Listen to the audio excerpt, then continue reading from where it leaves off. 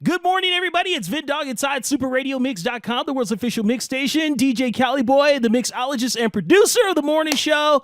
And I always have to bring special people on the show. And as promised, I will do it all 2020. And I got the man live from the CPT, Mr. OG Cuicide. What is happening, my brother? Hey, what up, family? What's good with you? Oh, man, I'm just having a lovely day, man. You know, every day I wake up, I'm like, you know what? It's a beautiful day, you know? Man, every day above ground is a blessing. Yes, sir. Amen to that. Now, I want everybody to know who OG Cuicide is, where he comes from, and, you know, and all the good stuff. Oh, most definite. Well, I'm, OG Cuicide, Compton, born and raised. I'm a suicide survivor and an activist for suicide, suicide prevention. Mm-hmm. Okay. And let everybody know, like, how this all came about. Well, December the 31st, 1991, I actually attempted suicide from a crisis of, how I was living as far as me. I was homeless at the time, was 21 years old, no guidance, had been living homeless for about like 2 years, man. And, I was doing everything I could to survive, to stay afloat, but the devil had took over me. Boy. And I felt like I had came to the end of my ropes where there was no purpose or no reason for me to carry on in life at that time. I really thought it was bad, Right. And with no guidance, with no one to talk to, December the 31st, 1991, I actually took a gun and put it to my head and pulled the trigger. Wow. So after all that just made you have like some thoughts like, hey, wait a minute, maybe this isn't for me. I'm not supposed to do this, right? Yes. After I, woke up in the hospital, when I first realized I was still alive, I was disappointed in the beginning. Mm-hmm. And once I was released from the hospital, I pretty much was still living how I was before I wanted to attempt suicide. Right. And I was still homeless. But in my mind, I realized that there was a purpose, there was a reason for me to be here, to carry on. And I knew it wasn't my turn to go. No. So from there, I pretty much, man, I said to myself, like, I got to get my life together. This is very important, for me to get my life together. I'm here for a reason. And I really started getting myself together and really made up my mind to do something about anyone that would ever walk in my shoes or come in a situation that I came face to face with. Now, let everybody know this is if this is true or not, because I believe it to be true. People that are attempting or contemplating or even commit suicide, this has no financial or background boundaries. This is like with everybody, right? Yeah, it has no color line, no age limit. It don't discriminate. Suicide is real. We have kids, man. We have 7-year-old kids that's committing suicide. That's sad. From being bullied in school because of the way they are and who they're choosing to grow up to be in life. Right. And people are attacking them, It's sad, even cyberbullying. Bullying is more aggressive in these years than it's ever been in any years in the past. Yeah. And when you got young people, like I said, 7 years old, 8 years old, 9 years old, 10 years old, that's committing suicide. I've seen a report before where a 7-year-old kid had committed suicide, and that type of stuff, it bothers me. And those numbers are really high. People don't understand what goes on. Yeah, because sometimes people don't really understand what goes on in people's minds, or somebody will say, oh, man, I'm tired of living. Sometimes there is a cry for help, and a lot of times people ignore it and be like, oh, you're just talking. And then when it happened, they're hurt because you're going through the pain of contemplating and considering it, but you really hurt your loved ones after the fact that it happened. Right. Because that hurt would never go away. The hurt that you're experiencing of your life situations or how things are can go away. Because every storm cloud will dry up. Now, I read some crazy statistics, and this is nuts to me. And you know what? I'm thinking, they say that more than 65 to 70% of the world's population has thought about it at least once. in their life, even if it was for a Yes. blink of an eye. That's crazy to me. Yes. Yeah, I mean, people do. It's real, but it get kicked under the rug. People ignores it. Like, okay, it exists. But okay, go on with your life. Like, no, it's serious.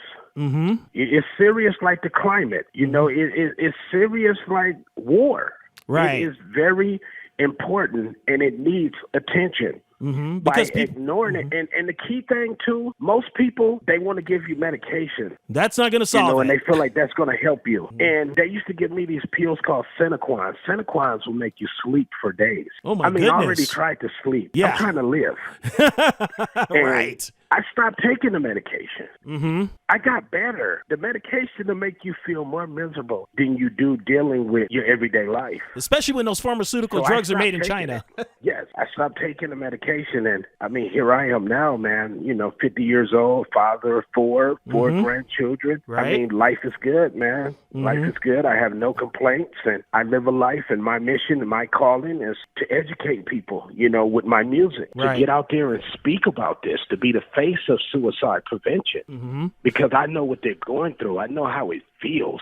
I know how they feel. But I want to let them know that life gets better. There's nothing that could go on in your life that could ever make you want to take your life. Exactly. There's nothing so bad. Right.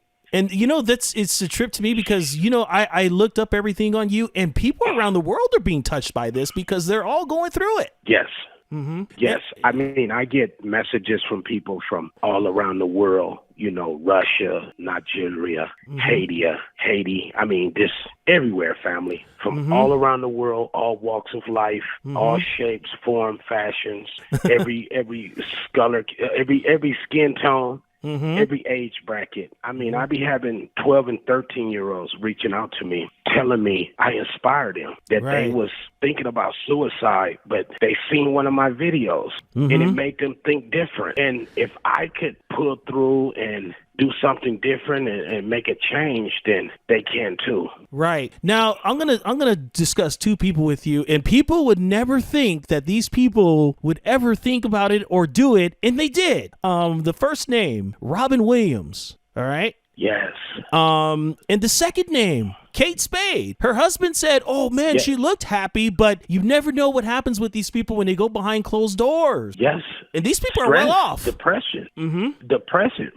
Financially, you can't remove depression financially. Right. You just can't. No matter how rich you are, that can't resolve your depression. There be things going on in people's lives that some may not understand because they haven't experienced it. Like Robin Williams, like one of my favorite actors. Right. One of my favorite. And when I seen it, I was blown away by it. Because you never know. Even Chris Lightly, you never know. Exactly. Yeah. You never know what a person is going through, family. You just don't know, man, unless they open up and tell you. And that's where I wanted to create, and I use my platforms to advise people to open up and talk to somebody. Because if you don't feel like there's someone you can open up and talk to, then who do you talk to? Absolutely. Because as soon as you tell somebody you don't want to live no more, they think you're crazy. They want to get you to the mental hospital, then they want to get you on medication. Like, no. That's not the answer. It's not the answer. That's not the answer. No, it definitely is not the answer.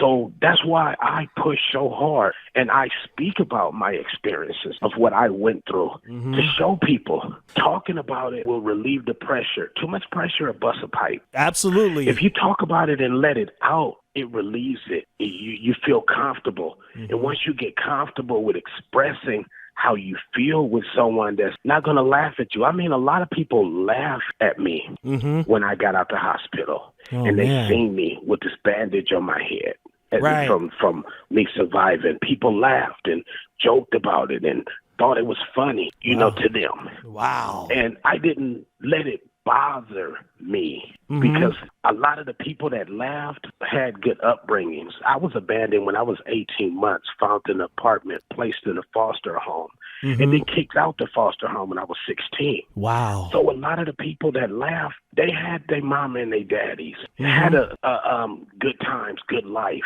holidays. They was loved. They had that love that I had never experienced. Miss Price, who adopted me, yes, she loved me dearly. She loved me right or wrong. If I did right or wrong, she loved me unconditionally. But just that whole family structure, there's a difference. Me wondering, why was I left in an apartment? Why was I abandoned? Why was my life like this? I grew up not knowing literally who my flesh and blood family was.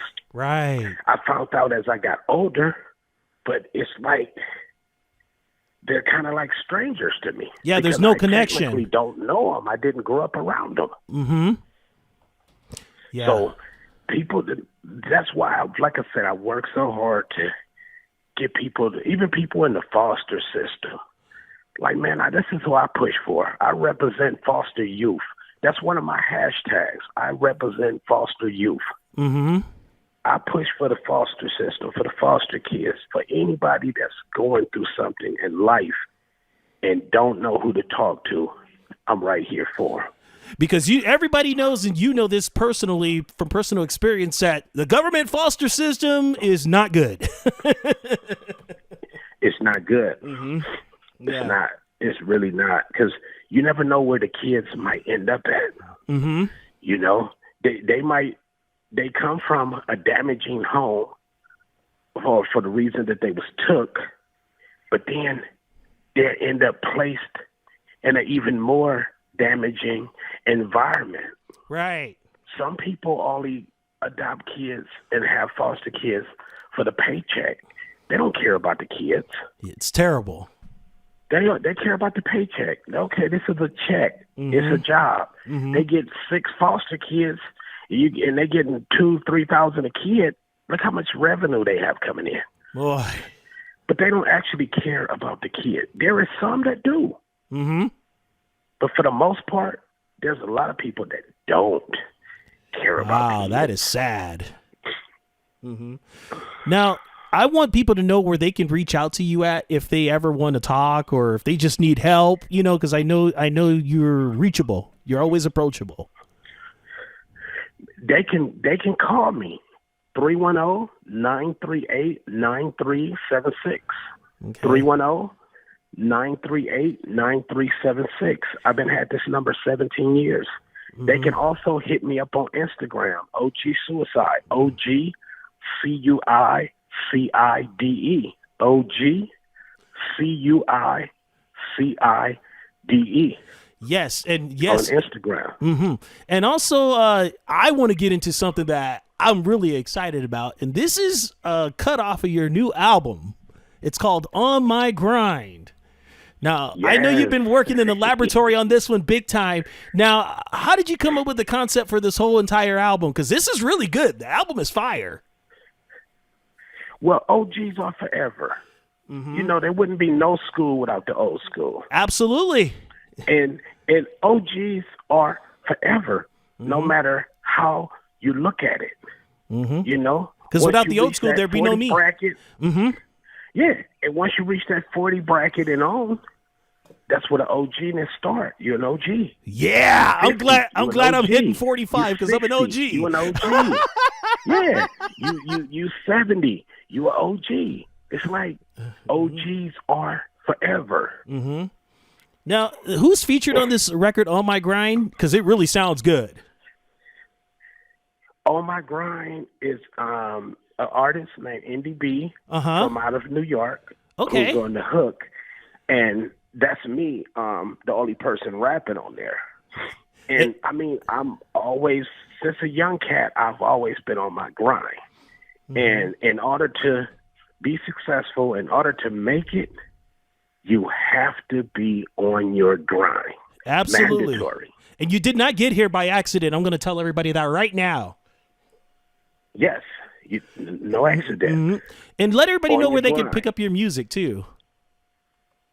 Well, my music is available on Apple Music, Spotify, Tidal, Amazon. It's available on all digital platforms. And if they want a physical CD, they can reach out to me on Instagram and hit me up, and they could get the physical CD from me because I have physical CDs as well. And that's OG Cuicide on IG, CDs folks. Because OG Cuicide, OGCUICIDE on Instagram. You know, my overseas fans still like the CDs, still buy the CDs. So I have to press up CDs every time I release something because they want it. That's beautiful. You know, man, I really want to thank you, and it's a blessing and an honor to finally get you on. And we're going to get into this joint right now because DJ Cali Boy is nodding his head like he wants to cut into it right now. So he's like, I want to play this joint, man. Come on. I love the interview. I love what you guys are speaking of. I want to play this joint. Because you know what? I got to tell you, man, this kind of reminded me of like an OG Bone Thugs and Harmony kind of flow on this record. Oh, yeah, for sure. Yes, this song is entitled On My Grind. Ladies and gentlemen, OG Cuicide right here, Vindog in the Morning, superradiomix.com, the world's official mix station. We turn it up and get loose.